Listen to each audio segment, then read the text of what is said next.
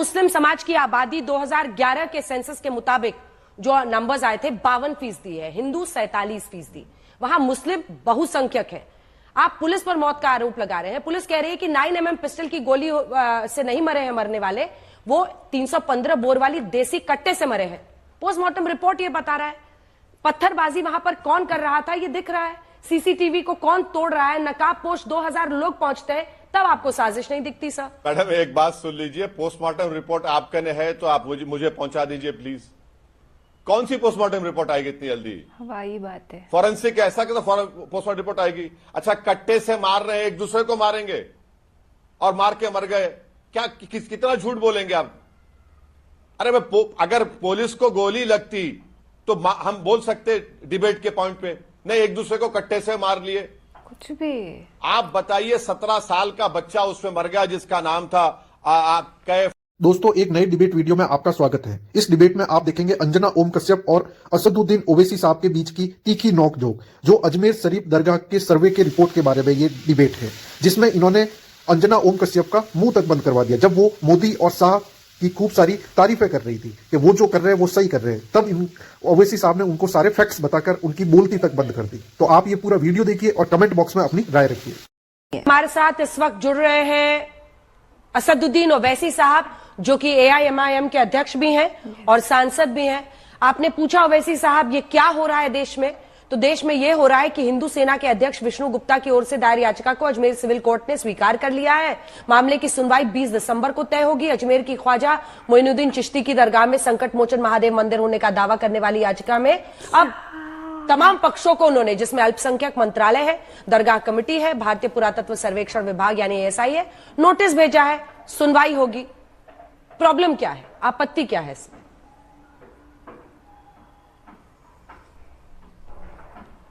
Problem यह है कि ख्वाजा अजमेरी की जो दरगाह है वो 800 साल से है। यस।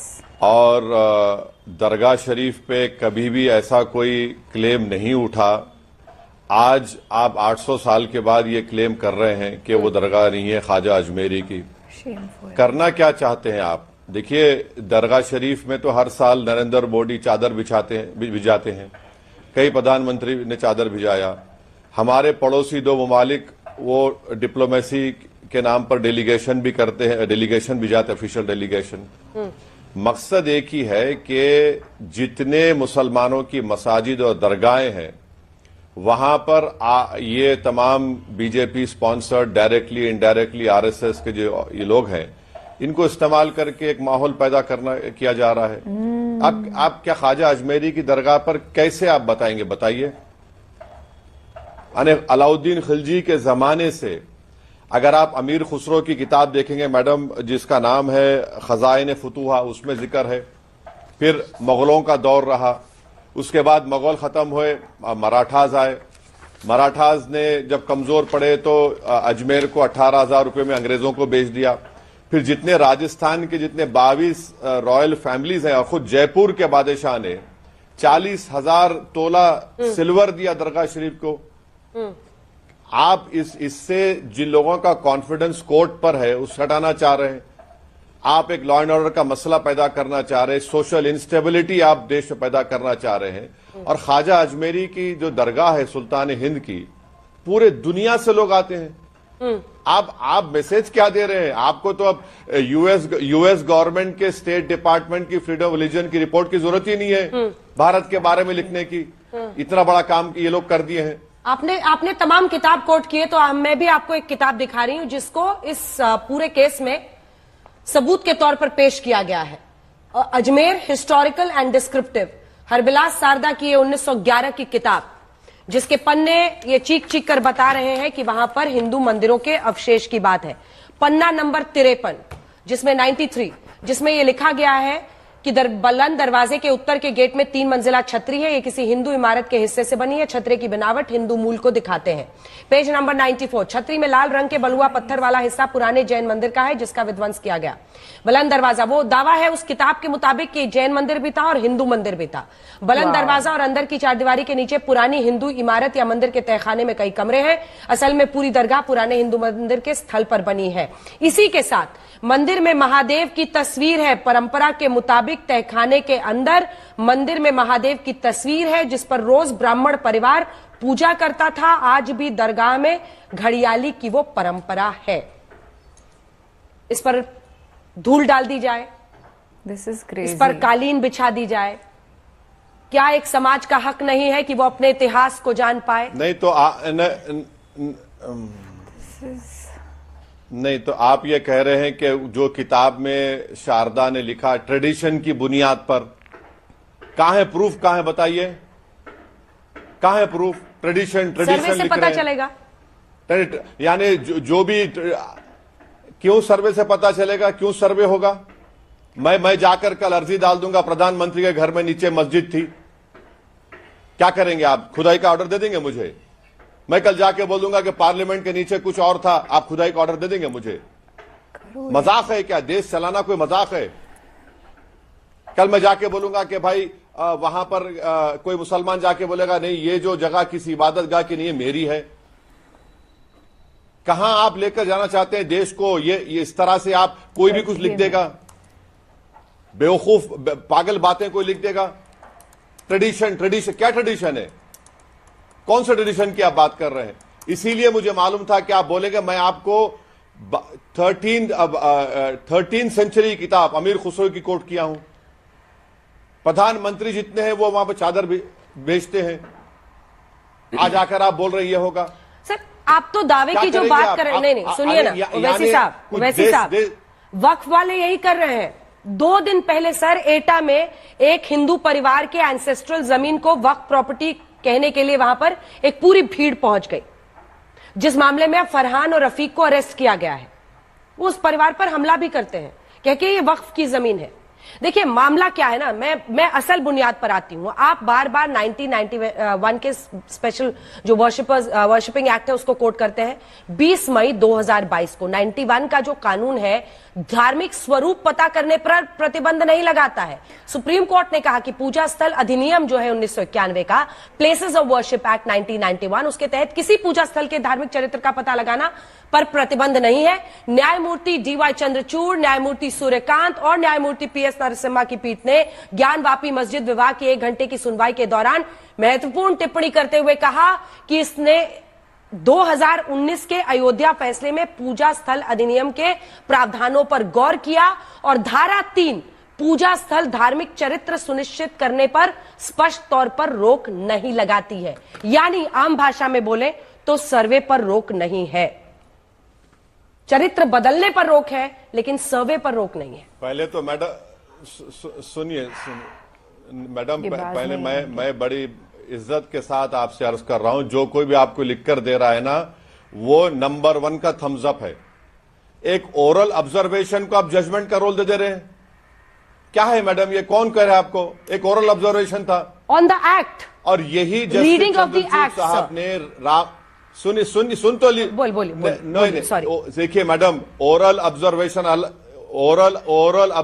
अलग होता है, जजमेंट अलग होता है। आप ओरल ऑब्जर्वेशन को जजमेंट कर आप दे देंगे तो फिर इसका मतलब नरेंद्र मोदी पर जो हाई कोर्ट ने, सुप्रीम कोर्ट ने कहा था कि रोम जल रहा था और नीरू बांसुरी बजा रहे थे, मैं बोलूं वो तो ओरल ऑब्जर्वेशन था। वो ओरल ऑब्जर्वेशन जजमेंट का स्टेटस नहीं दे सकते आप।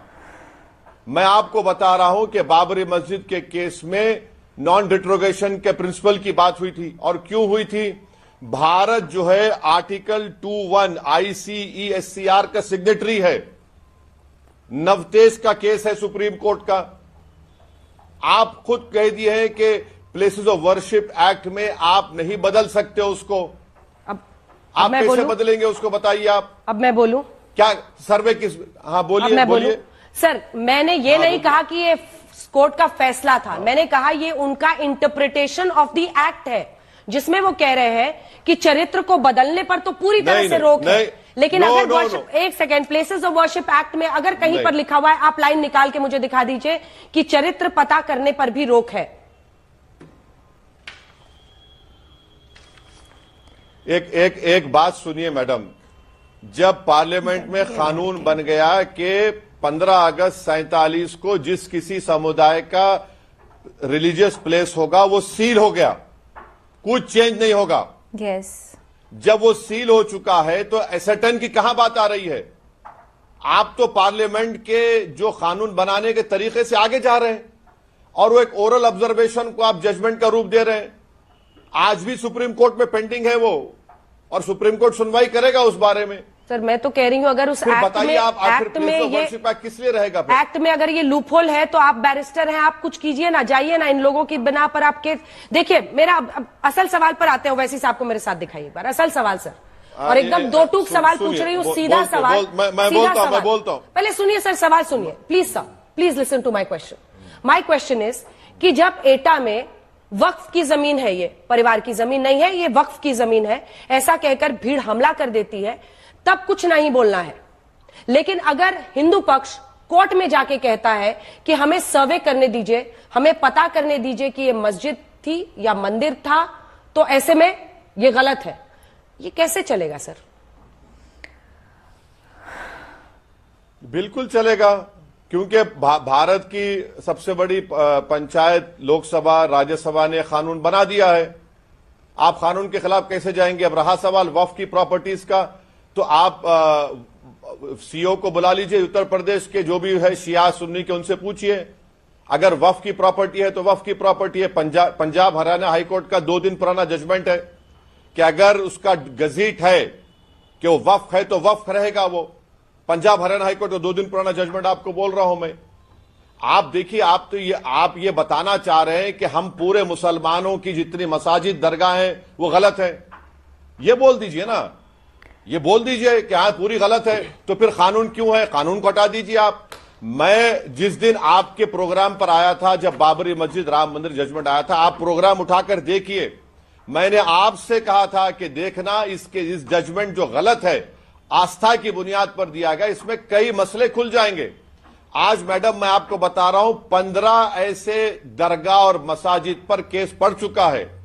ज्ञानवापी है, मथुरा है, आपके सलीम चिश्ती की दरगाह है, ख्वाजा अजमेरी की दरगाह है, खुव्वतुल इस्लाम की मस्जिद है, और क्या है, कर्नाटका में बाबा बुदरंगी दरगाह चिकमंगलूर है, कमाल मौला की मस्जिद है, मध्य प्रदेश से 15 इश्यूज पैदा हो गए। सर्वे का ऑर्डर तो सिर्फ अभी तक 4 जगह ही है सर। दरगाह नहीं है। सर्वे का ऑर्डर तो 4 ही जगह है। एक तो शाही जामा मस्जिद संभल में जहां पर 2 दिन सर्वे हुआ है, ज्ञानवापी मस्जिद जहां पर 2 दिन सर्वे, भोजशाला धार मध्य प्रदेश जहां 98 दिन सर्वे हुआ है, श्री कृष्ण जन्मभूमि शाही ईदगाह जो मस्जिद मथुरा है वहां पर सुप्रीम कोर्ट ने फिलहाल रोक लगा दी है, लेकिन सर्वे के ऑर्डर्स यहीं पर आए थे। मैं तो ये कहती हूं सर, आप इतने काबिल बैरिस्टर हैं, आप क्यों नहीं वकील बनकर दूसरी तरफ से लड़ते हैं? या आपके लिए भी सिर्फ ये पॉलिटिक्स को उकसाने का माध्यम है? क्योंकि यही आरोप आप बीजेपी पर भी लगाते हैं ना, आरएसएस पर लगाते हैं।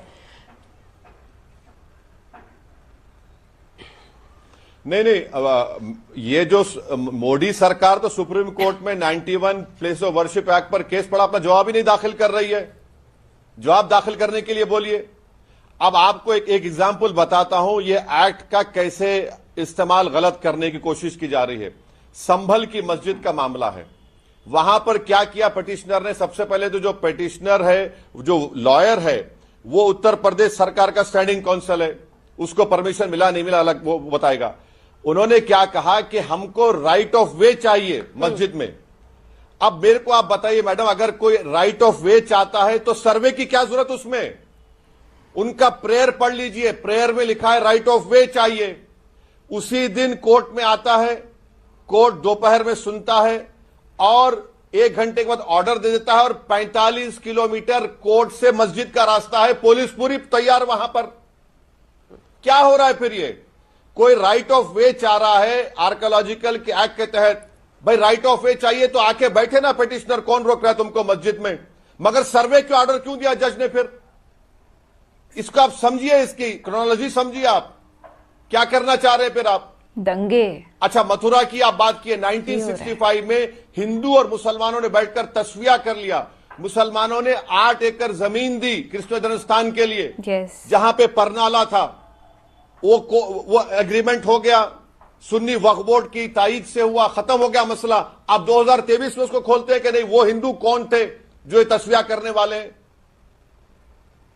कि यही बचा है इस देश के लिए? गरीबी मुद्दा नहीं है, बेरोजगारी मुद्दा नहीं है,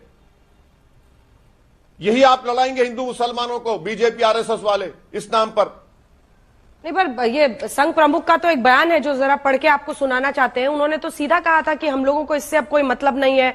उन्होंने ये कहा था जून 2022 में मोहन भागवत ने, जो कि आरएसएस प्रमुख हैं, मोहन भागवत जी ने कहा कि इतिहास वो है जिसे हम बदल नहीं सकते, इसे ना आज के हिंदुओं ने बनाया ना आज के मुसलमानों ने।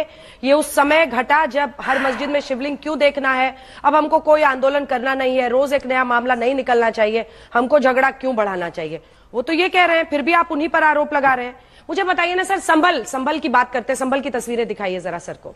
संभल में मुस्लिम समाज की आबादी 2011 के सेंसस के मुताबिक जो नंबर्स आए थे 52% है, हिंदू 47%। वहां मुस्लिम बहुसंख्यक है। आप पुलिस पर मौत का आरोप लगा रहे हैं। पुलिस कह रही है कि 9mm पिस्टल की गोली से नहीं मरे हैं मरने वाले, वो 315 बोर वाली देसी कट्टे से मरे हैं। पोस्टमार्टम रिपोर्ट ये बता रहा है।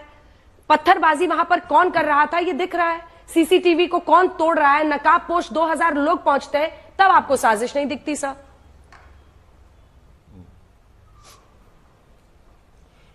मैडम एक बात सुन लीजिए, पोस्टमार्टम रिपोर्ट आपके ने है तो आप मुझे पहुंचा दीजिए प्लीज। कौन सी पोस्टमार्टम रिपोर्ट आएगी इतनी जल्दी? वही बात है। फॉरेंसिक ऐसा कि तो पोस्टमार्टम रिपोर्ट आएगी। अच्छा, कट्टे से मार रहे हैं, एक दूसरे को मारेंगे और मार के मर गए, क्या कितना झूठ बोलेंगे आप?